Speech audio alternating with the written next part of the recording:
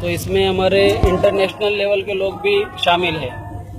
तो अभी इन्होंने बात जो बताई कि मूल निवासी की बात बताई, विदेशी की बात बताई, तो ये यूनो का आपको यूनो के बारे में मालूम होगा, यूनाइटेड नेशन ऑर्गेनाइजेशन 1948 में यूनो का मानना है कि कौन से भी कंट्री का रूलर दूसरे कंट्री पर रूल नहीं कर सकता।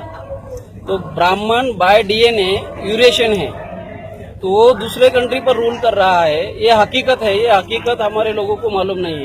एक फर्स्ट थिंग, यूनो के माध्यम से नियर अबाउट 51 कंट्री ने ये डिनाई किया कि one country is not fit to rule another country. एक पॉइंट।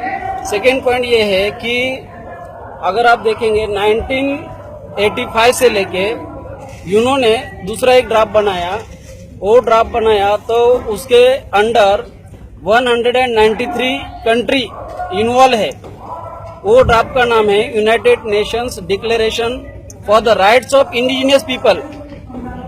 ये ड्राफ्ट इन्होंने बनाया और इस ड्राफ्ट का क्या महत्व है, तो ये ड्राफ्ट केवल मूल निवासी की बात करता है और केवल एक कंट्री की नहीं, तो लगभग 193 कंट्री इसकी बात करती है। इस ड्राफ्ट को लिखने के लिए 1985 से शुरुआत हुई और ये ड्राफ्ट 2005 में क्लियर हुआ।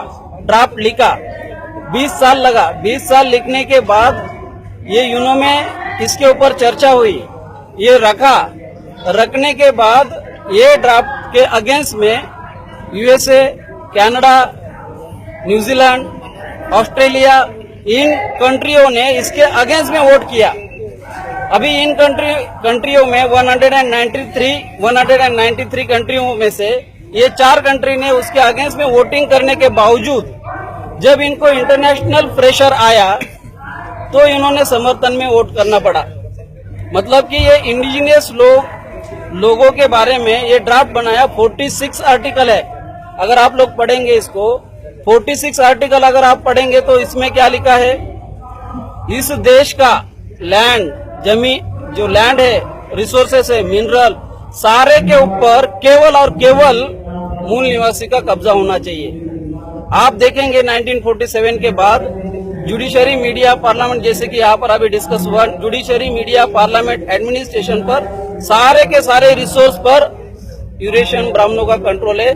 इसका मतलब ये है कि केवल हम ही इस देश में आंदोलन नहीं कर रहे हैं, 193 कंट्री इसके समर्थन में है।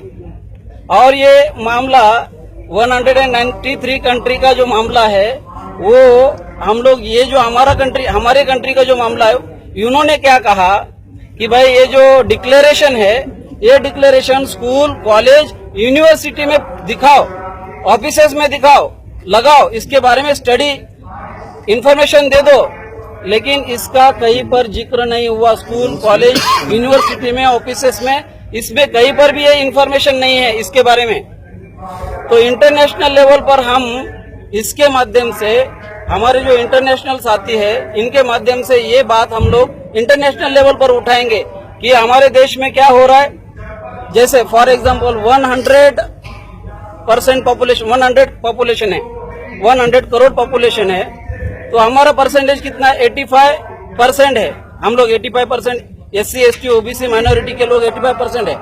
85% में अगर वोट कितना है, 85% लोगों का 62 करोड़ वोट है इंडिया में।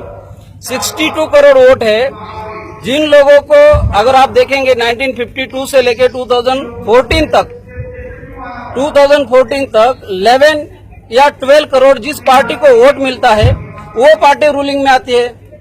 11 या 12 करोड़, मतलब 62 करोड़ में से 11 या 12 करोड़ अगर वोट माइनस करेंगे, लगभग 50 करोड़ वोट अगेंस्ट में है।